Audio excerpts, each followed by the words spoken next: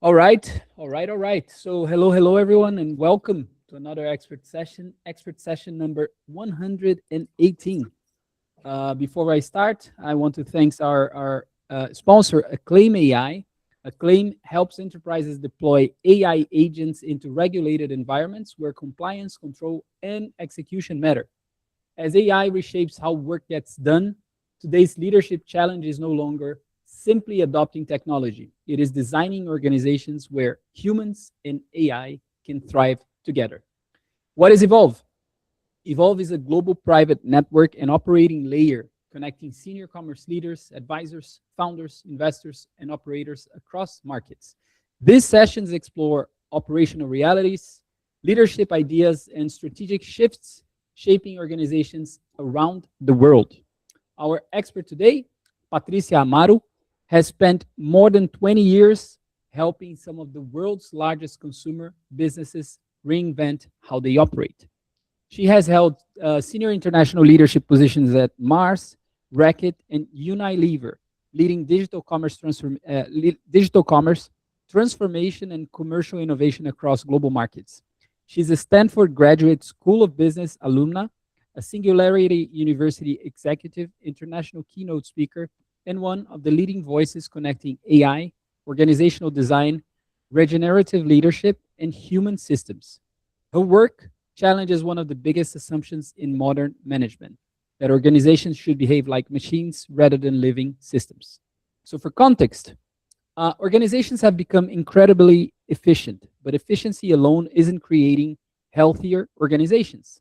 According to Deloitte, 93% of executives believe companies should create value for people and society, not only shareholders. Yet, only 52% of employees believe their company's action match its stated purpose. Gallup's latest research also shows that employees with a strong sense of purpose are 5.6 times more likely to be engaged than those who lack it. Meanwhile, AI is accelerating every process inside organizations. And the question becomes, are we simply optimizing existing systems, or should we rethink the systems themselves? So, Patricia, welcome. We always start with a controversial question. Uh, for over a century, for, for, just the background noise, sorry.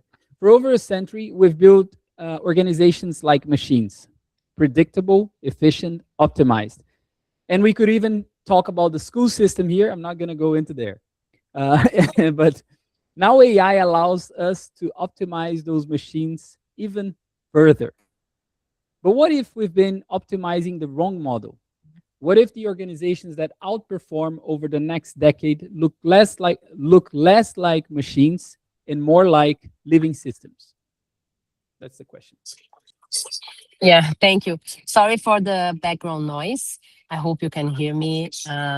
Yeah, I think you touched one of the reasons why I wanted to study this and why I can't help but being the person to bring this topic right to the meetings, because every of course it's very attractive to think about AI as efficiency driver, right?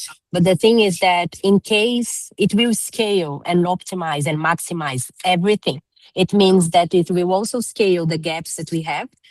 It might also maximize the problems that we have. So at the same time that we should integrate AI, we need to really think carefully about how do we operate, because that's I would say is it's not safer, but it's more like the long-term perspective. Because what happens with AI is when we integrate it, and actually some companies are already doing this, right? They are coming back and trying to hire people that they fired, because it's not so simple to go back if you outsource everything to an AI in case it doesn't work. So the best way to integrate AI is by being aware of other elements that you need to bring together. So I think I want to make sure that I am someone who has been advocating and leading projects with technology at its core. So I'm not against it, because sometimes when I speak, people think that I am against technology, and I'm not at all. I do think that we are going through a massive transformation that gave us a lot of opportunities. But exactly because there's a massive opportunity, we need to understand how to do it, right? Mhm. And because it's very easy to just look at the short-term efficiencies and not thinking about what comes next, what comes in 1 year, right? What are the unwanted consequences that we may have if we didn't think and or design properly? How do we want to integrate AI? That's the core of the problem that I saw. It's like we have this strong adoption of AI, and we should, but we also need to understand how do we prepare to that. What are like how do we rethink our business? What's the leadership that we need? What are the incentives that we need to put in place? How do we make it responsible? How do we become aware of the unwanted consequences, and then we can mitigate it? So it's just like a designing exercise and a strategic exercise that needs to be done to make sure that we are not just successful in the next quarter, but we are successful in 3 years, 5 years, and then we can use AI for good. Mhm. I think it's really interesting what you're sharing. A couple of days ago, I told you that I interviewed Professor Raj Sisodia 5 6 years ago when I started my journey, because I've always been working in tech, and in tech, so Sander will know very well, or maybe Redmond. He was pitched all the time by vendors, So, but for me, it all starts with a relationship, and if you don't understand the enterprise game, there's procurement, it takes time, and blah blah blah blah, and you have to hit your quota as a salesperson.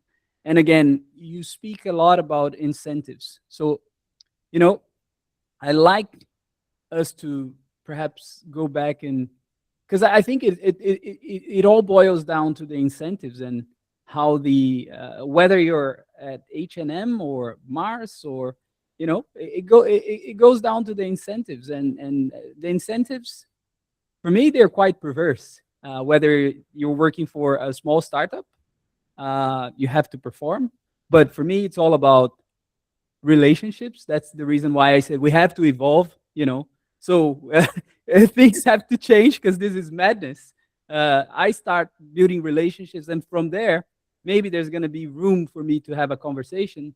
At some point, this guy might need whatever I have, or he or her, they might get me a referral to someone. And so let's talk about incentives and your views on incentives, because I think that's crucial for change. That's one aspect, right? So let's start there.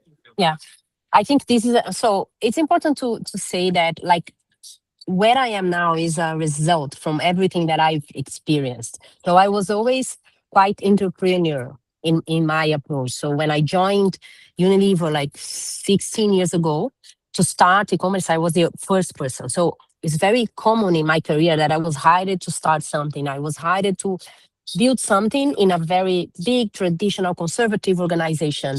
And then I was brought to start something new. And in many cases, I was successful, and in others, I failed, right? And in many cases, and that's when I started to refine my perspective on even working with projects that were purely online, demanding technology a lot, and many times building our own platform. It was never about technology, right? Because I've seen the same project, the same solution, like being successful in one place and being a failure in other one. And I've seen projects where the same company, we implemented a high advanced e-commerce platform in one part of the business, and it was a total failure. And the other one, a very basic, poor technology that I was against it in the beginning, very successful, right? And so I started to reflect, what is making this successful or not? Because it's not the technology. Technology is an enabler, right? And I don't say it like diminishing the value, but it's just like it's not a driver that will make it successful. What was really changing was the leadership in place. Do they support it or no? Do they want to make it or no? right? Do they empower teams or no? The culture of the organization, which is related to the incentives, like is it a company that will value innovation, will give resources for people to experiment, will reward the ones that are doing that? Or is it a company who will punish Mhm. the ones that fail or inhibit innovation? So the other point was like the quality of people, right? Are Mhm. they, because I also learned that if you put, I always, when someone asks me, do you think this is going to be successful? I always think depends on who you are going to put to lead this. Because when you have like someone that is very innovative and passionate, and this person probably will make things happen, right?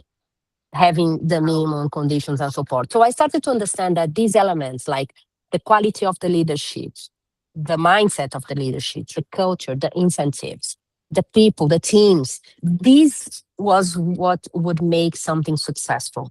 And this would also many times overcome gaps in the technology, overcome commercial gaps, right? Because that's where like everything, a lot will sit in the human aspect, right? So that's why I started to pay attention to that. And incentives are very important because it will basically, so every company, and that's what I think is more critical when we think about any kind of digitization or AI or any kind of digitization. The incentives are the things that are almost like establishing the rhythm, right? How the organization are going to move, you know. If you have, so I'll give you two examples of two different companies that I worked.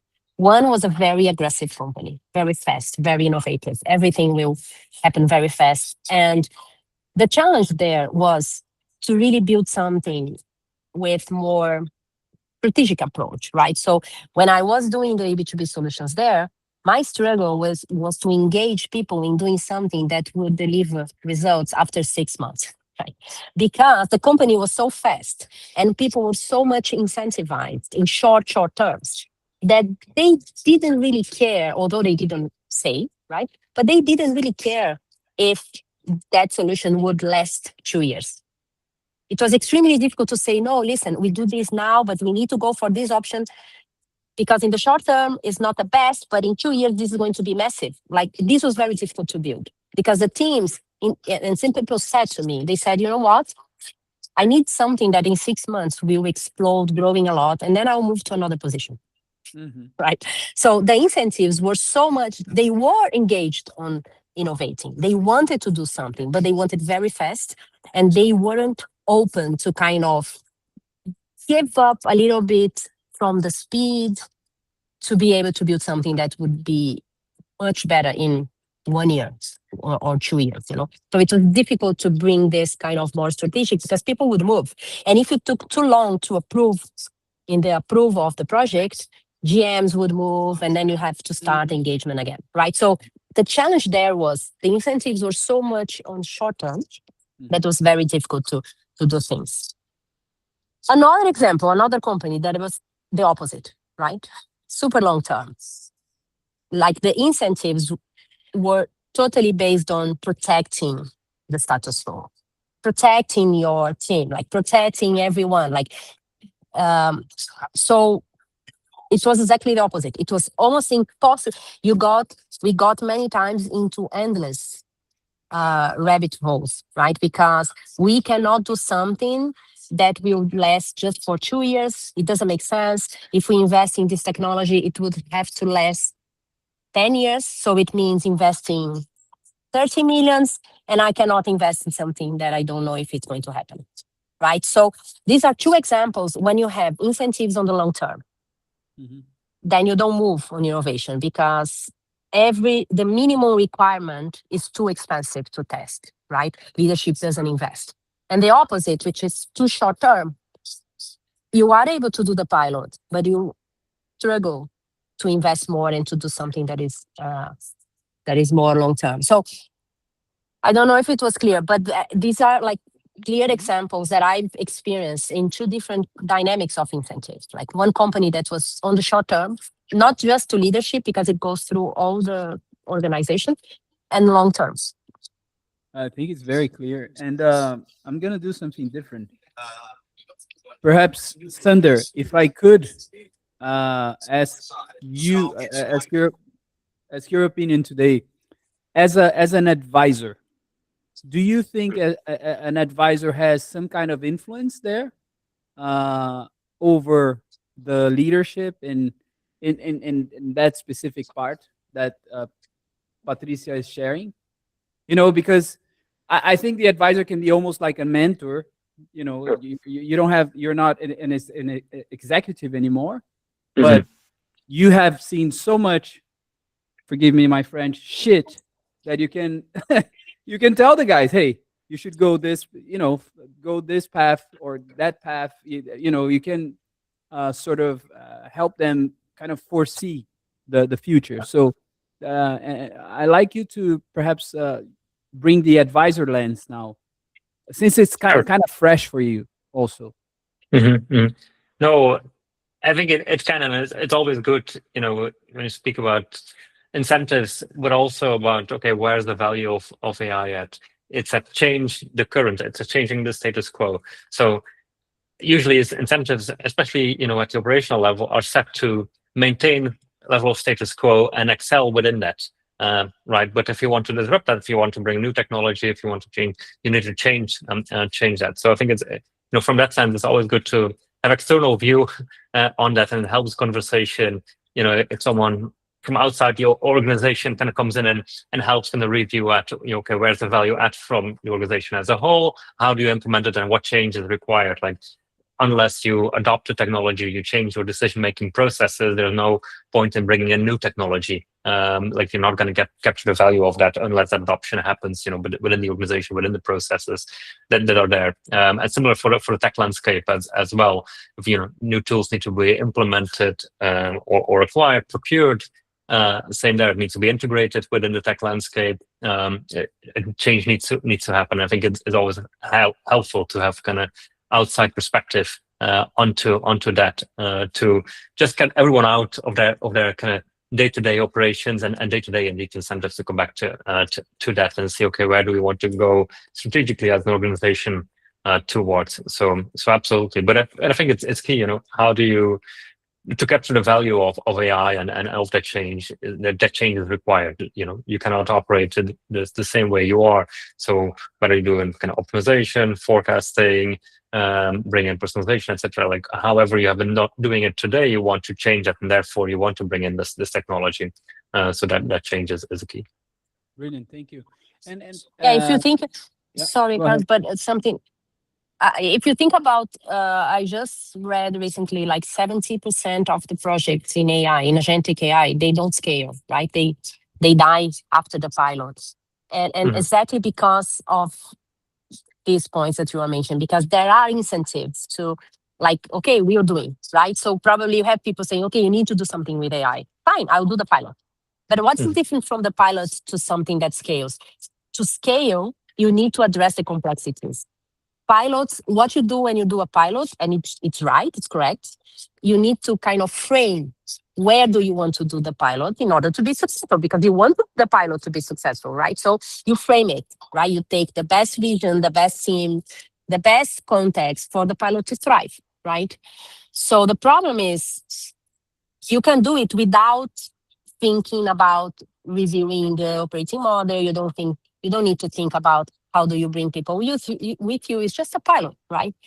But when to go from the pilot to scale, you need to rethink your business. You need to bring all the complexities to the table. And that's where, if there's no incentives, or if there's no one like pushing leadership to do that, we will probably die in the pilots. That's what's happening. If you look for what's happening with agentic AIs at the moment, like from reports of McKinsey, BCG, they are all saying the same. The struggle is not to do the pilot. The struggle is to scale, right? To make it big for the business. So it's almost impossible to do it without this bigger perspective. Mm-hmm. Hendrik, bring your analyst perspective here and ask your questions. So I think what I'm hearing from this conversation today is something that I see often and it's called alignment of incentives. Mhm. That plus culture. I look at my own career, and I think the point that Patricia made about culture is the thing that I think people don't understand. There's a difference between leadership and management for me. And the thing that I always come back to is, and I think the example that Patricia mentioned about the short, that everything happens now versus the long, everything needs to happen like for the next 5 years. That's the conundrum that managers deal with basically weekly. And that is the challenge that I think leaders don't understand that they need to adopt. So what I sadly see is that if you work with large companies, by and large, you are driven by stock price and incentives like bonuses and all the stuff that makes you self happy, or you are seeing the other end where people are using technology as a silver bullet to solve a situation. I couldn't help but think about when Patricia started a conversation about Klarna. When Klarna started using AI, what was the first thing that came out of their mouth of their CEO? It wasn't about people, it was, we're letting people go. I look at my own career, the best and the most fun that I've had in my own life is when you work with leaders who understand that they need to help you, like, and pardon the pun here, irony of all ironies, you need to evolve from where you are to where you are going. What I'm currently seeing, and I see this almost, I feel like I need a sign that I need to start having up in meetings, and this is that, and it sounds so sad, is that where's the people? Where are the people sitting in discussions where we are thinking about both the long and the short, not in the normal way? Because if you think about the short term, what's going to happen? And I think it's a great call out about people career hopping because they see that there's no evolution happening. So you know what? Screw it, I'm going to go. Whereas if you have a culture where leaders say to their staff that I'm going to mentor you and tell you about these advisors that I can connect you with. I know this sounds like an advertising for the Evolve community, but I think that is the biggest strategic challenge, is that you go to university, you learn about technology, you learn about everything, but we have forgotten that we work with people, and people need communication. I need to finish this, but I spoke to a startup recently that said to me that they believe that they can grow to $1 billion in GMV with 3 people. And I said, and do you want a medal? Do you want an award? What do you want?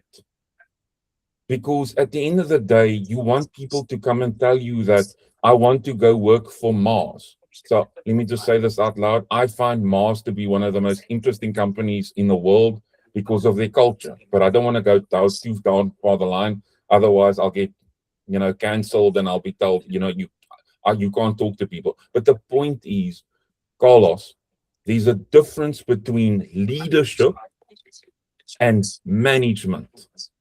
And unless you understand that, you don't have access to people like Patricia that actually tells you, whoa, hang on. Exactly. This is what we need. And that is what we've forgotten because, wait for it, drum roll, we are weighted and looking at the stock price because that's how much money I want. We have forgotten to be a servant. Yeah. And I think this is so important because, like, a lot of this work that I'm calling regenerative leadership, and it came from my own experience, like individual experience. And one of the first things that I realized was after realizing it was always about people, it was always about how did these people interact? What do they care about? Who cares? And what do they care about? And how do I? So it was always about human aspects of what I was trying to do. And the second like painful learning was I would go to many meetings and I would say, listen, if we do this, you will really invest like low money, you'll sell millions. And then I would leave meetings thinking, why they don't want to do it? It doesn't make any sense, right? So after leaving meetings where there was no logic of people not wanting to do that, I understood it was because they didn't care about it, right? Because this was one of the most painful learnings in the corporate world, is that it's not always about what's good for the business, right? First, it's what is good for the person, right? For like, what do I need to do now, right? If it's not, of course, no one wants to do something bad for the business, right? It's not about being extreme or binary, right? But the number one thing that leaders care most of the time is, what do I need to do now? What is my boss asking me to do?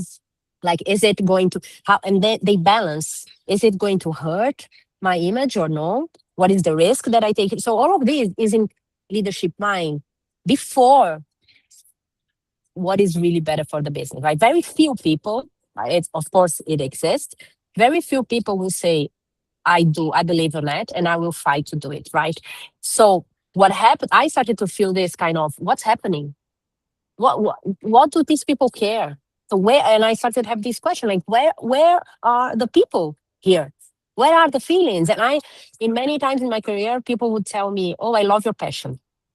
And after when I was in Brazil, nobody would make this comment, honestly. But when I moved to global roles, I started to hear this a lot. I love your passion. And I was like, is it good, bad? I didn't know, right? And I started to ask the person, is it a good thing or no? Because I don't know. I don't know if and some people will say, well, not too much, because if you are too passionate, it means you don't have critical thinking. You are passionate about it. Others will say it's amazing because it's the only way of driving innovation, right?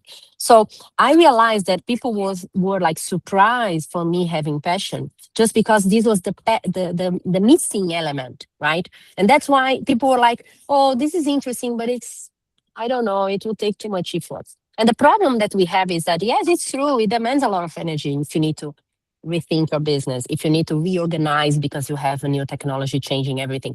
Yes, it's difficult, right? It's complex, but we must do. That's the problem. The problem is that at this stage, we will adopt AI.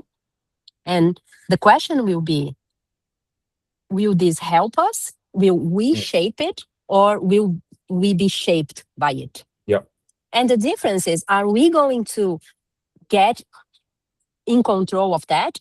And when I started making this question, like, where are the people?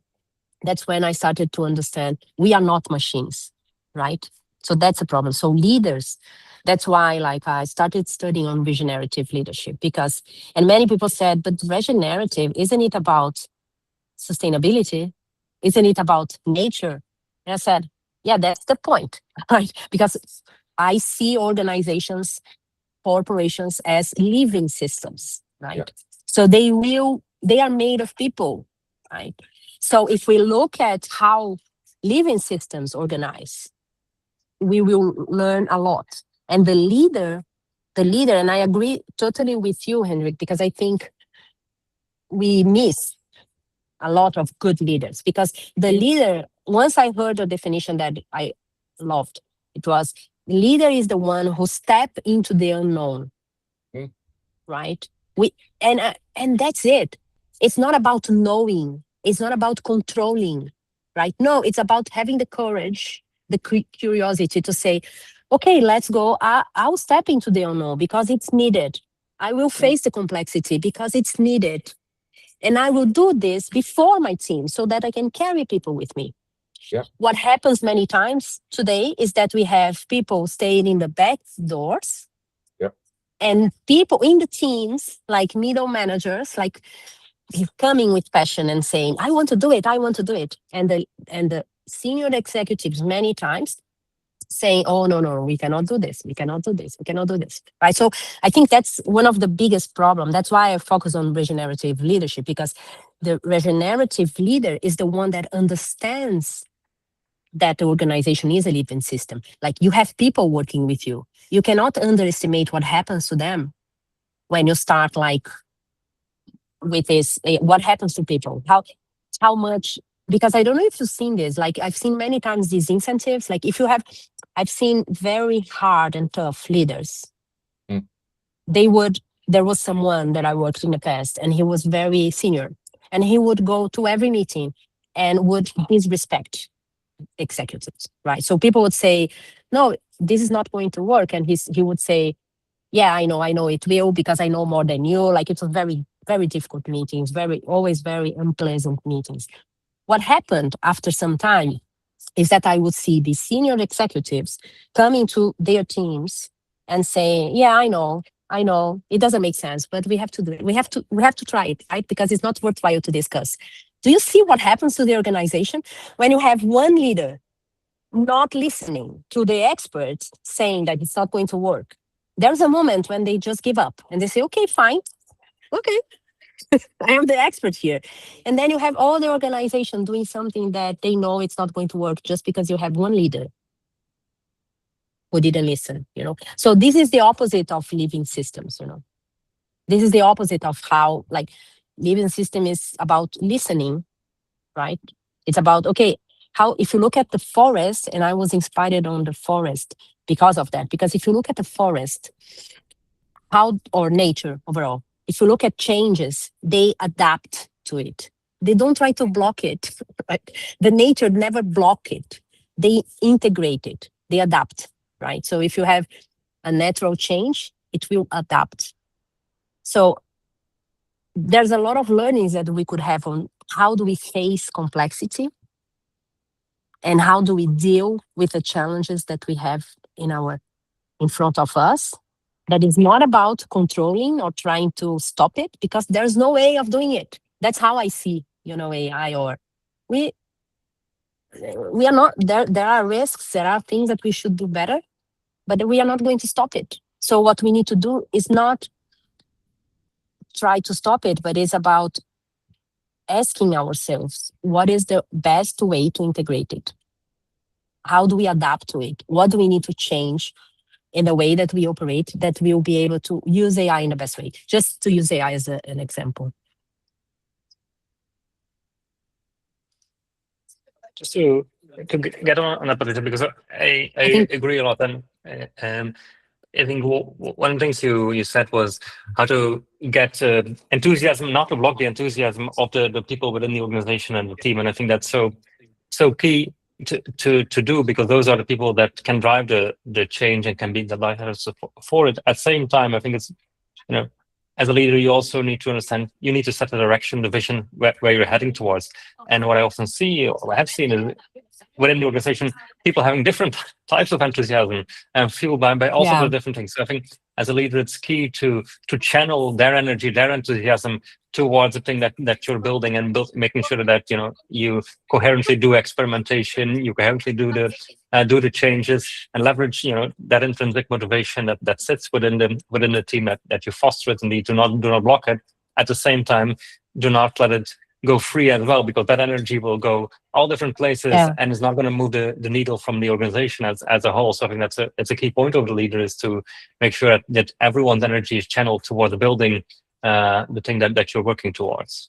Yeah, exactly. Is 100% agree, because the role of the leader is like to hold and to empower people in the direction that is the right direction. Because by stepping into the unknown, like, the leader should be the person who has like this long-term vision, right? Yes. So he is seeing something that the others not necessarily are seeing, which is fine.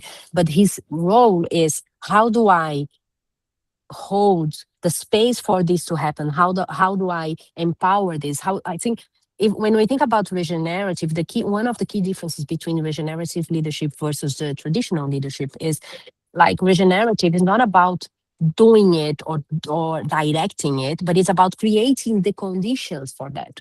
And of course, I think there are two things that brings complexity. One is it gives much more work, right? Because if you have a team, and I always did this with my teams, I always do this with my teams, it demands more from the leader because you need to know them and you need to listen to them. You need to see them. You need to understand what's happening with that person at that moment. What are their qualities? What they would do well and what they are not going to do well, because you need to see that person to be able to empower them, right? And the challenge that I see today, especially in senior positions, is that they only, this is something that comes from inside, right? So each of us has our own like vital power, right?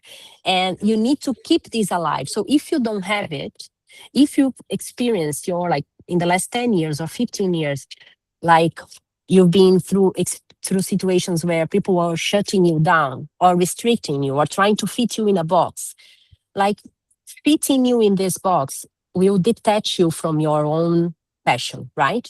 This is the only way of surviving. That's why, like, if you either you get crazy or you kind of shut down your passion a little bit.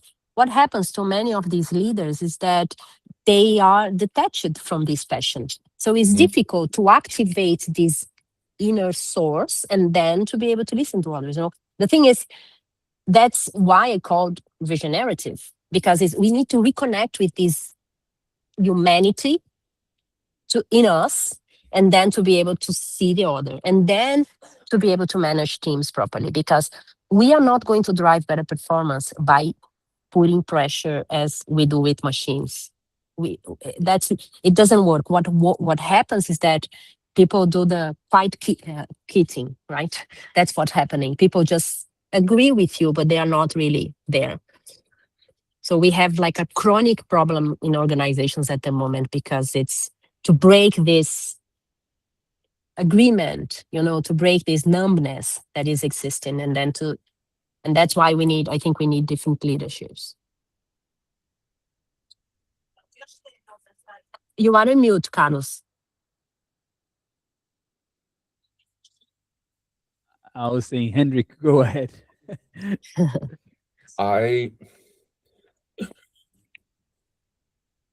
The most interesting thing that I've heard on today's conversation was Patricia saying that she's not anti-technology. And I think it's easy for people to perceive you to be anti-technology if you don't understand that we are humans first, who come to work and we spend more time with our colleagues than we actually do with our families. And my mom always used to say, and it's funny how life goes, as you grow older, you realize that your parents, some cases, they know a lot more than you. Mom always said that, can you work, does the technology work with you, or are you working with the technology? And I believe that people need to work with technology, because if we don't, if the incentives are not aligned, and at the moment, let's be honest, the incentives are not aligned because you're being forced to use AI. Sorry, I have to say it out loud. The challenge is that nothing good comes from it. The fact is it's wasteful. So I come back to a simple thing about what I've seen in my own life. If there's an environment where people can, study, learn from others, but also feel like they're finding their own self-worth in how, then they'll stay around.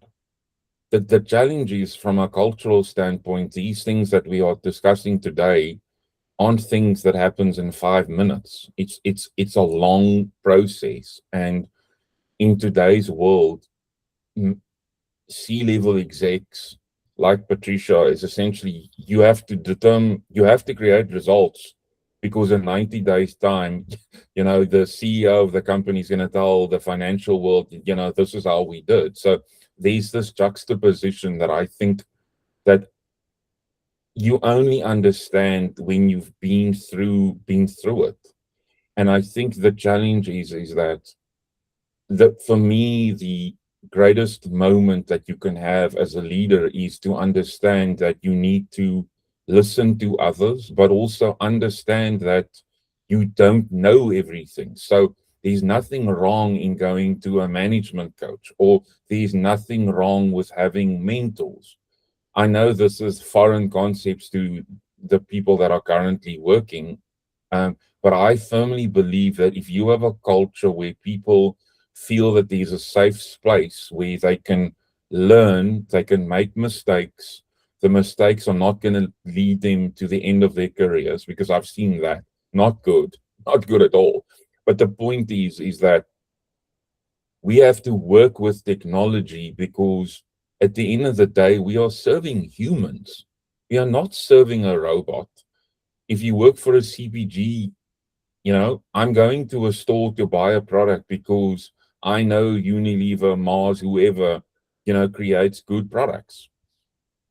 But that doesn't communicate how, the people inside the business works.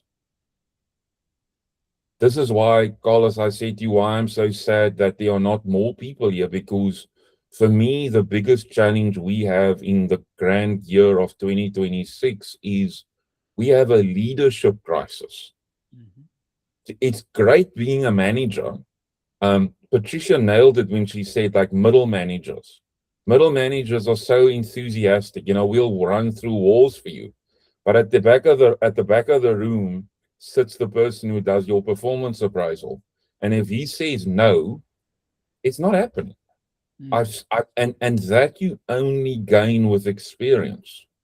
So the reason why I mentioned Carlos to you earlier about us only being 6 on today's call is that this is a really hard topic that unless you have that personality that you understand where the world is going towards, i.e. less human interaction, more screens or no screens, you have to have this conversation in an environment where you can learn from others.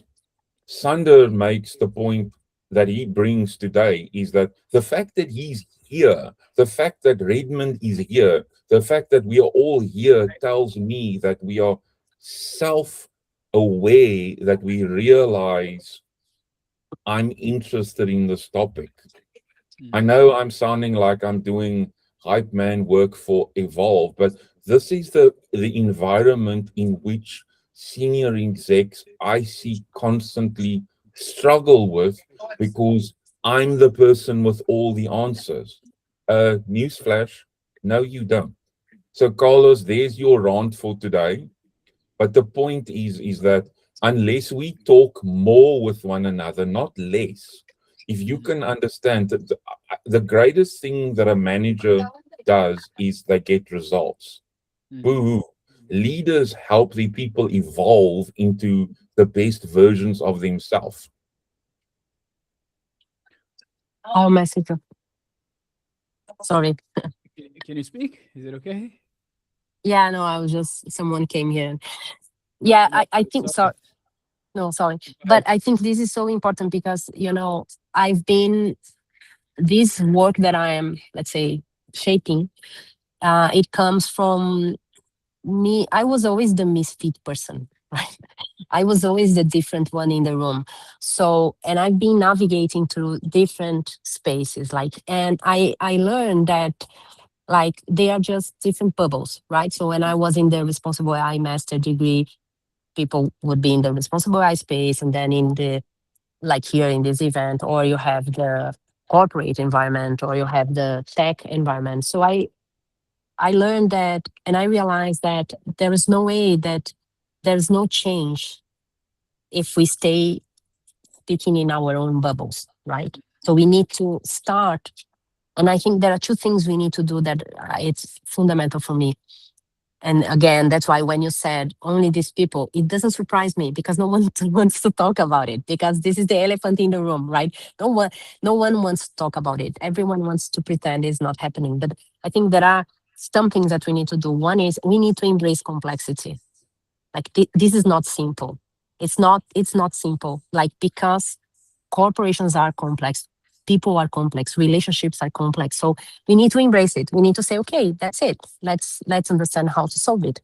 And the second is we need to relearn how to establish dialogues, and how to be comfortable with different opinions. One of the things that, and actually one of the reasons why I started to question technology was because of the effect of social media, right? Because I started to say, oh my God, what's happening? Like, I don't want to talk to my friends anymore because they have a different political view than me. Then I said, what's happening? That's crazy, So we are becoming more and more polarized, more and more in our bubbles.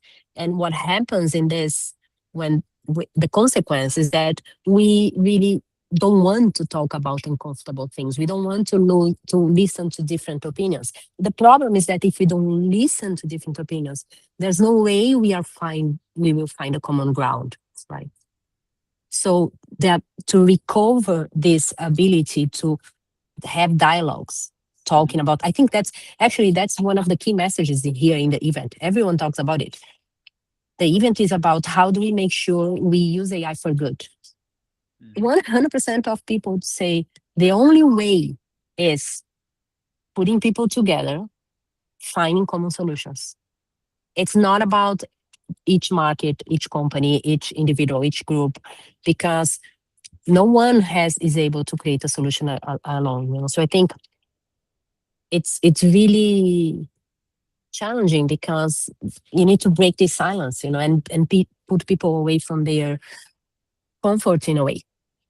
But the problem is that it's the illusion, I think is the comfort of illusion. Mhm. Because what's happening in organizations at the moment, it's not working anymore. We are just talking about this because it's not working anymore. Companies are delivering results by massive layoffs, by high digitization. So the operating model is not working. So we are cutting costs. But what do we do next to keep delivering results? There's a saying in English you guys probably know better than I do that says that the chickens are gonna come back to roost. So there's gonna be a price for that, right? Essentially. So you're gonna cut costs now, but within a year or so, or I don't know, 3 years from now, what then, right? Exactly. What cost? So you're delivering what shareholder value but at the expense of laying off people and so what? So So we're not going, and I've been in this CPG world for a lot of years, and like in the past, you would see companies, and I worked in some of them, like finding growth pathways, new categories, new opportunities, like you could see growth. But what's happening now, you don't see it too much. It's like the company it seems it's constraining, So yes, you have growth in the numbers, but when you look to what was done, was mainly through cost, which is fine. I'm not against it, but it's just like short term, right? Because this just show that you have a car that is not working anymore. And then you will maximize it the maximum you can. But that's something you need to fundamentally do differently. Because there's a moment that you are not going to be able to cut anymore. Perfect. And so let's take this let's imagine that 5 years from now or 10 years from now. So how do you see a regenerative organization looking like in practice? Like an organization that respects the human being, that respects the the environment, and that is profitable. Yeah, I think first thing I learned when I started to study more on this ancestral wisdom, some like nature, it's not going to be everyone, because you need to be ready, right? It's almost like some people will, like, we can have this conversation here, but some people wouldn't be able to kind of understand these conversations just because they are in different stages. So companies and people are in different stages of understanding of the situation. Some people think that e-commerce is starting now, right? So it's true. Like once I said, like, I left Brazil in 2019 because I thought there wasn't opportunity for me to grow in Unilever anymore. And I saw a post like 2 years ago from a friend that said, in 2019, when e-commerce started to exist in CPG companies, and I was like, what? Like, I was leaving, and I know her. Like, so it just showed me, like, people will see things from different perspectives, right? In the same reality, same company, same. So I think people will see it from different perspectives because it depends where they are. So I think that some companies are still lagging behind, so they probably will struggle more on trying to do the same and forcing the system. And of course, it's not something that will happen. It's like forcing the system, forcing the system, insisting on something that is not working. But I do think there are companies now that are already discussing this. So, for example, I know people from companies like HP or Oxford University has a lot of studies on regenerative business leadership. Mm-hmm. This was when I discovered this. I was like, oh, I thought I was too much hug tree when I started thinking about this, and I got this feedback from some friends that this wouldn't fit the corporate space. But then I came across these people in Oxford, and they are actually, in the last 10 years, they've been consulting, giving consultancies to companies talking about regenerative leadership and how do we need to, what kind of leaders do we need to be able to prepare for this new future. So it's difficult to say in 5 years what will be, right? Because as today we have companies who are like Natura in Brazil. They a couple of years ago, they determined that everything would be regenerative in their strategy. Mm-hmm. Everything from HR, from business strategy, they have regenerative as a principle. You have Patagonia, for example. So today you have companies who are lagging behind. So I think companies will move in their own pace. Yeah. I think it's what will happen in the next 5 years. I think AI will scale. It will fasten this. Mm-hmm. Because it's, I always think about AI that can put some speed on good things and in bad things. So we will clearly see the gaps easier and faster than we would see in the past. So that regenerative for me, it's almost like a consequence. When you have a crisis, when you have a burnout, when you have depression, and then you say, okay, you broke, and then you kind of understand who you are from that. I think somehow this is going to happen with organizations, in different speed, in different times. But I think I believe all organizations will somehow be reinvented in the way that they operate. And I think the interesting point there, Patricia, if I may, is that some organizations they just think they're too big to fail, but but there are no guarantees, and it's really interesting. Like I always bring the example of nobody expected Temu in Brazil, and let's say 10 years ago, and now they're conquering the market, and like you look at Meli, okay, they're doing really well, but the Chinese government is backing them. It's not regenerative at all, but there's always a force. That's my point. Yeah, there's always a movement, so there are no guarantees. So and you don't and exactly, and I think that's the thing about learning with the nature, because it's almost like it's happening, and it's your choice to adapt and to get the best of it or not. But I'll tell you something that, like, in 2016, I built the B2B platform in Brazil, the Compra Agora, Compra Unilever, it was called at that moment. And of course, and I was just able to do it because nobody believed in that. So my boss at that moment, he said, you know what? No, the first question was, who did this? Mm-hmm. Which other company, where in the world this was made that was successful? And I said, well, no one, but it makes total sense because we are a manufacturer and we need to sell to fragmented trade. So why not to do it, right? So I had the opportunity to do it because basically he said to me, this is not going to work, but as long as you don't spend too much money, you can test, right? Mm-hmm. This was a massive success. Like in 2 years, in the second year, it was making more than 400 million euros per year, right? So it was massive. And then after some time, I had a team of 50 people, like a massive success. And then I decided I wanted to move, and I came to Spain. When I arrived in Spain, and I started talking about it. Like everyone knew the success in Brazil, right? In Latin America.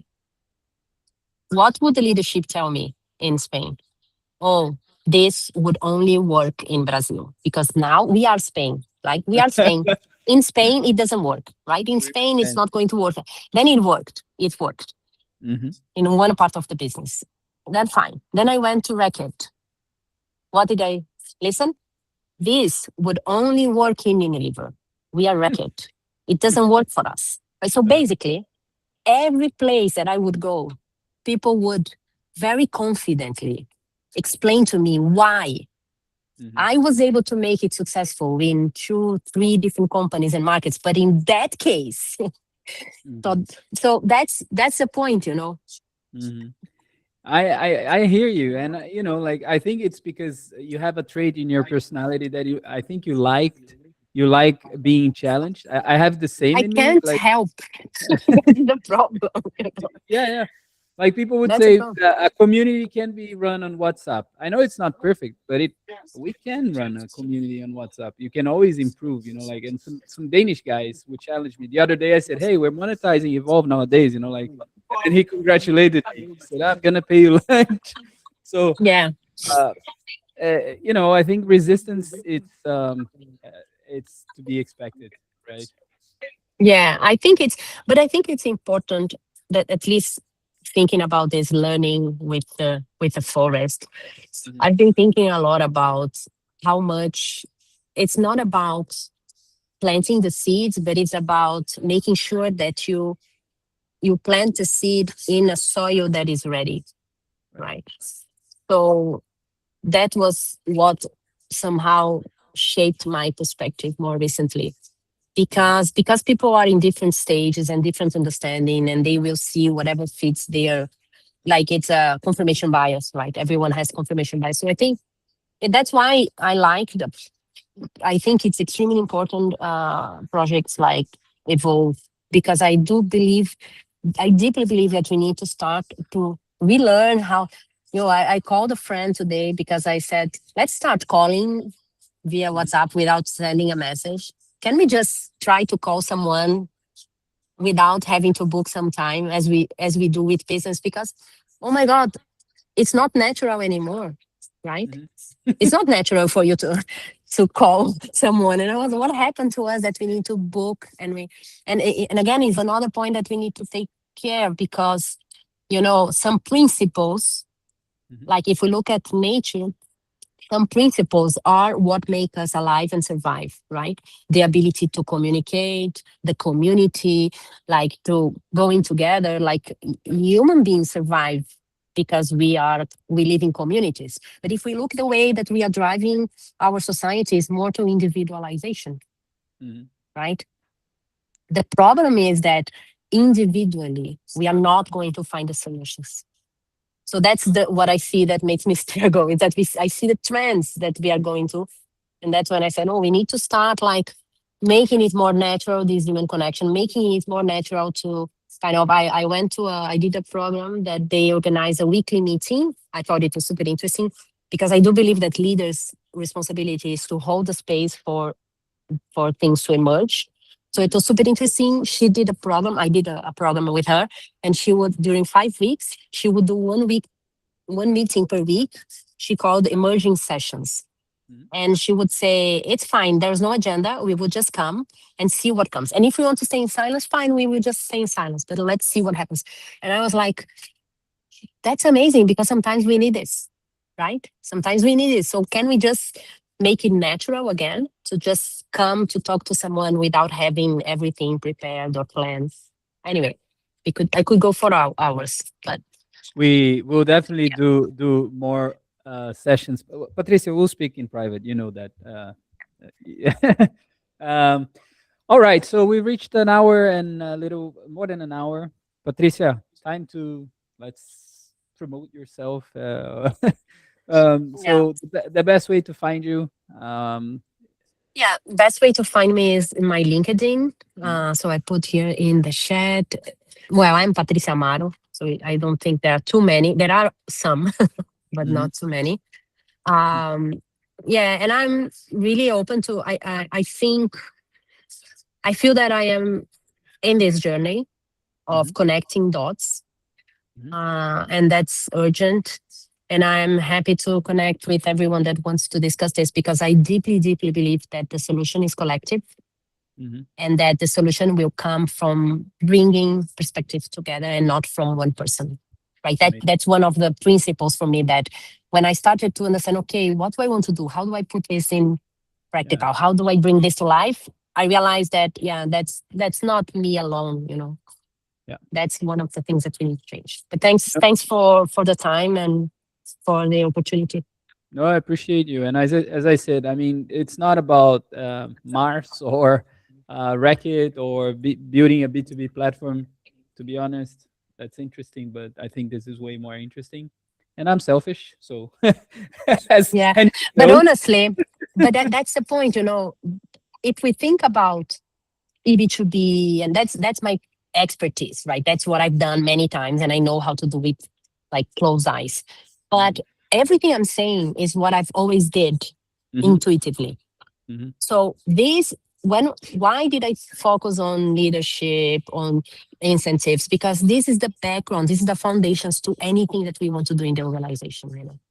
That's what, we need to, this is foundation. This is foundation to anything that we want to do in the organization. I actually saw that was the reason why I was successful in some things, because places where I was able to implement this, I delivered more results than the others. Brilliant. Thank you, Patricia. Okay. Amazing. Okay. Hendrik, Sander. So this is a little bit, Sander, this is a little bit of Evolve. It's your first time, but hope you enjoyed it. We never know how many are coming, but I think it was quite nice and intimate. So, well, but I imagine it would be because of this topic, It's, but anyway, it's part of planting the seeds. That's it. Oh, we're gonna plant plenty. You all right, guys. Okay. Thank you. Great. Thank you all. Thank you. Bye bye. Nice to meet you. Bye. Thanks. Thank you. Bye-bye. Bye.